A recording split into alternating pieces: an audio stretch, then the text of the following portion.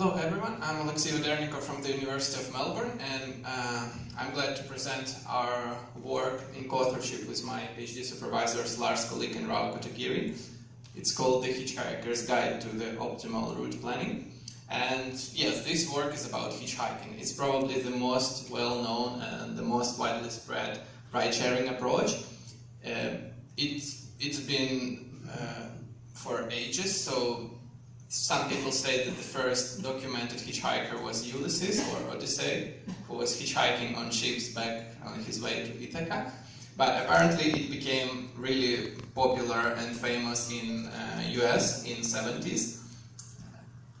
And even though it declined since then, but still hitchhiking has tens of thousands of followers, people who hitchhike. It's very popular in Europe among especially young generation. So what are the, so hitchhiking, if you don't know, when you go to a road, you thumb up and you ask random drivers to stop and to give you a lift. So a driver stops, you discuss what is their destination, what is their route, and then you decide if you want to get in on a car or no. And usually drivers, they don't change their route, so you might just ask them to get off earlier on their way.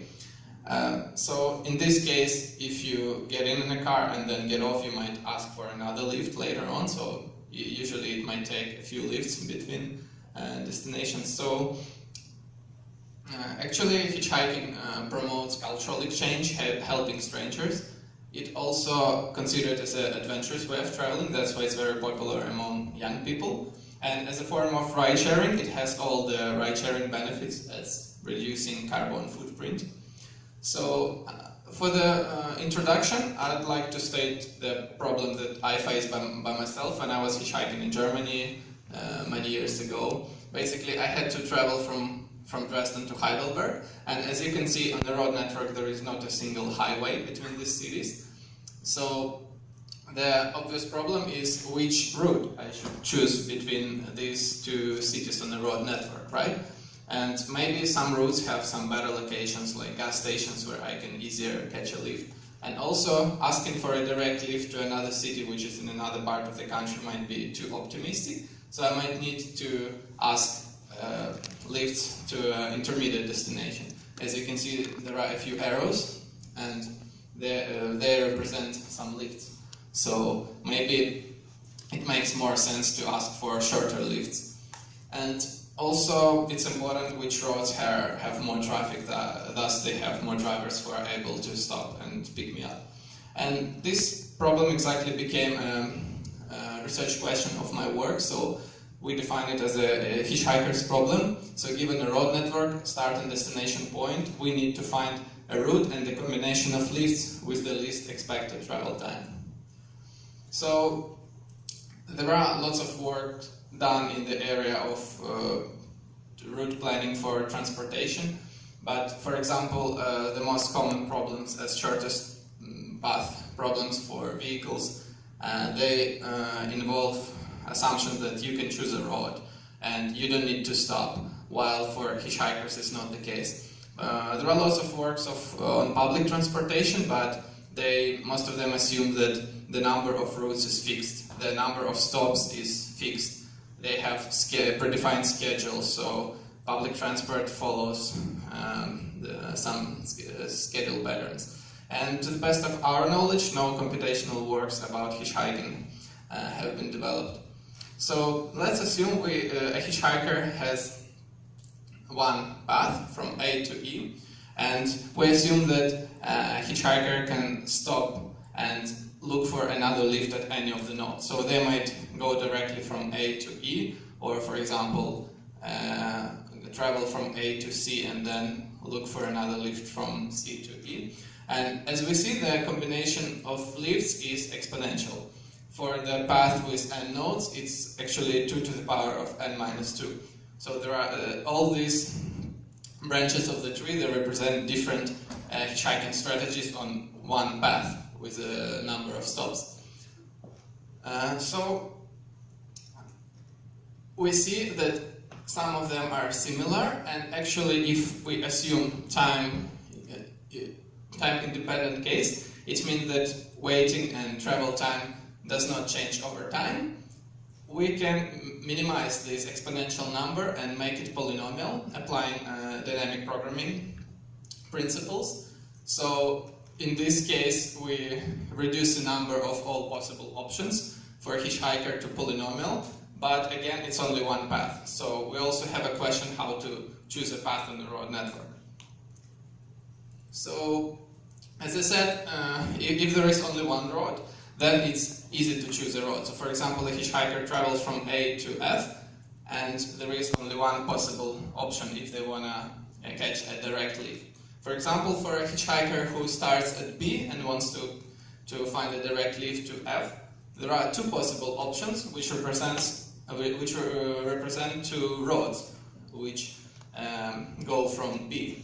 So that's why the more roads there are, the more possible options there are for a hitchhiker. So in total, there might be multiple of possible options, and they are defined by a pair of destination and first road to take. So a hitchhiker has to find to which destination they want to go and what is the first road that they need to take, because drivers can travel, for example, from B to F using both of the roads, right? So that's why we assume that all possible options for hitchhikers, they are represented on a hitchhiker's graph, and hitchhiker's problem becomes a shortest path problem on a hitchhiker's graph. And in this case, we have, in the worst case, we have cubic number of hitchhiking edges. So shortest path complexity also becomes cubic, which is too large for some practical approaches. So some heuristics needs to be done. And on this graph, we also define edges, weights of our hitchhiking edges through their travel time. And travel time consists of both waiting time and riding time on the edge. So in our model, we have a few key assumptions. So for example, every road has already a predefined base location to hitchhike. So a hitchhiker doesn't need to choose which location they need to stand up and thumb up, even though in reality, of course, they might do it at every single point on the road. So all pickup locations, they have their quality. It's basically a fraction of numbers, fraction of drivers of cars which stop and are able to provide a lift. So in this case, waiting time depends only on the quality of the road and traffic. So how good is the road to hitchhike and how many cars are passing by. And yeah, as we mentioned, hitchhiking edge weight includes both waiting and riding time. So it shouldn't be only very fast to catch a lift, but also there should be a short distance to the destination. So in order to reduce the number of all possible options, we introduce pruning technique. So we assume that there are three possible options which might be handy for us to prune all redundant edges. So first of all, we might try to prune cities with small population, because in our model, the more population a city has, the more traffic it is producing. And also some of edges, they might be too far from the actual shortest geographical path between source destination pair. And also some of the hitchhiking edges might have too much of waiting time, so there also might be good to prune them. So in this case, we prune all our hitchhiking graph and we get much less links, but it's a trade-off. We might lose the optimal solution.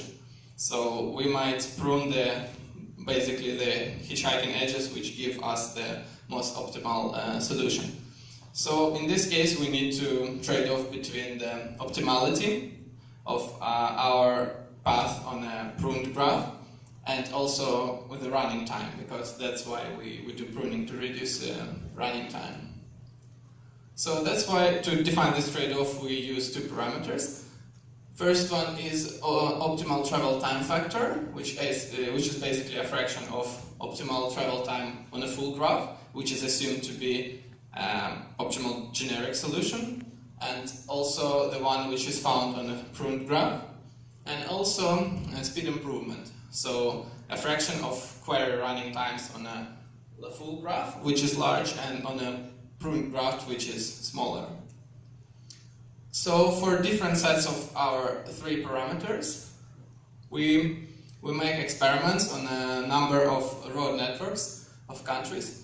And you see that this is optimal travel time factor on x-axis. So it is supposed to be closer to 1. It means we don't lose much if we do pruning in terms of travel time for a hitchhiker, and also speed improvement in terms of execution time of query. And we see that best solutions tend to be in this, in the upper right corner. And as we see that among our countries, a country with the most population and the least road length, which means that there are more cars, more traffic, and that's why less waiting times, it tends to perform better. And also we average all our triples of parameters, all our pruning strategies among all the datasets, and we try to find an optimal pruning strategy. And there might be multiple non-dominated points, and for example we just picked one which has optimal travel factor, which is almost 95%, so hitchhiker might lose only 5% of travel time, of their actual travel time, if they do pruning, but the query execution time becomes 6.5 times faster. So the conclusions are that we were the first to formalize and make a comprehensive hitchhiker's problem. We developed a concept of hitchhiker's graph, and we developed efficient pruning techniques to reduce the computational time, preserving much of accuracy. In the future works, there might be multiple of possible ideas. So we can look at time-dependent case when waiting time is dependent on actual time. So as you know, traffic patterns, they follow some temporal patterns. So traffic differs a lot over time. Also, we might research some multiple pickup locations, look at this problem from game theory perspective when cars have limited capacity and there are multiple hitchhikers. So let's say if all hitchhikers go to the same location, then waiting time, it actually increases for them. And also, we plan to release an app and get some data from actual real-world hitchhikers and to make some insights. So there might be lots of possible future directions here as well. Yeah, that's it. Any questions? Thanks for the nice talk. I'd like to ask that the graph that you have for the hitchhiker, so is that hitchhiker graph dynamic in that, like, does it keep changing every day, or what's its resolution, or is it static? It is static. Assume if a road network doesn't change, then it will be static. Yes. Okay. So it's dependent on the road network. Basically, it's made on a road network, but weights of hitchhiking edges, they're dependent on parameters like traffic and pickup quality, which are simulated in our case. So, yeah. So if say, like for example, if there's a festival, like maybe Christmas, so I guess the traffic dynamics would change on that particular day, right? So how would your model take care of that? Yeah, it's one of possible future directions. Once we get more data in real time from the hitchhikers, then we might dynamically change and see, oh, so many cars are going, so that's why waiting time should be reduced, and maybe on a specific road which follow that festival. Okay, thank you.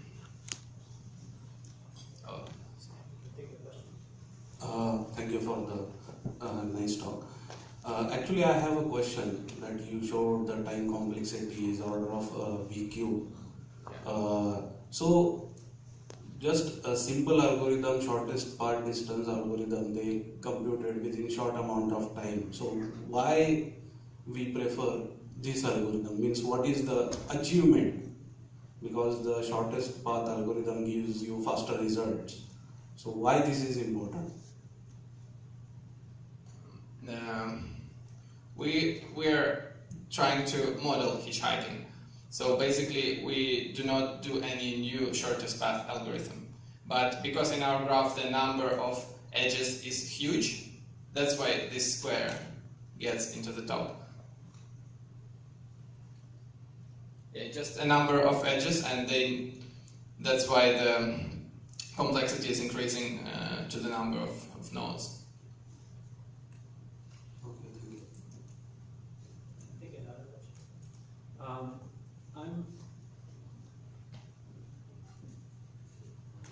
Thank you for the presentation.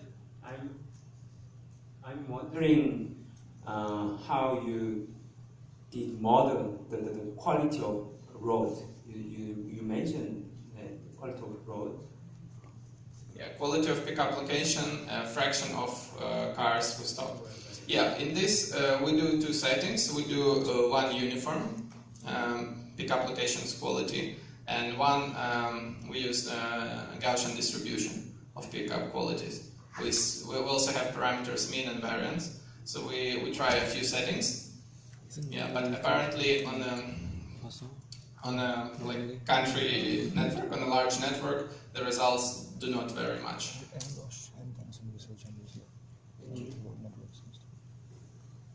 Any other questions? We have quite a bit of time, so if not, maybe I can squeeze in. Okay. Sorry, I mean, just to kind of add to the previous question as well. I can speak out loud, it's okay. Just to kind of as a connection to that previous one, normally when you have like sort of in your case, you're kind of looking at how cars arrive in a certain region. Let's say that, you know, how many cars can be available for pickup, for example. I mean, one of the many criteria. How would it be, for example, if you consider like a Poisson distribution because of arrival rate, the Poisson, depending on how you pronounce it. Like when you have, like, for example, when you're kind of modeling arrival rate of different cars or, you know, packets in a network, for example, you kind of have that kind of distribution, which is not normally a normal or Gaussian distribution. So have you looked into that aspect as in modeling differently? Yeah, actually, Poisson modeling as a Poisson process is exactly the next step. So in this case, in our work, we're looking at least expected time. We're minimizing it, so we assume we just take all like mean values.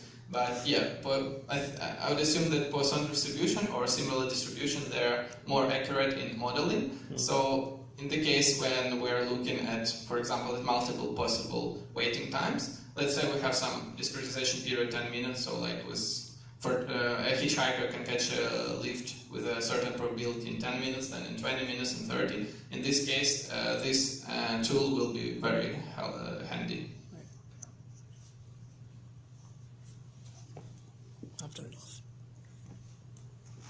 Do we have any more questions?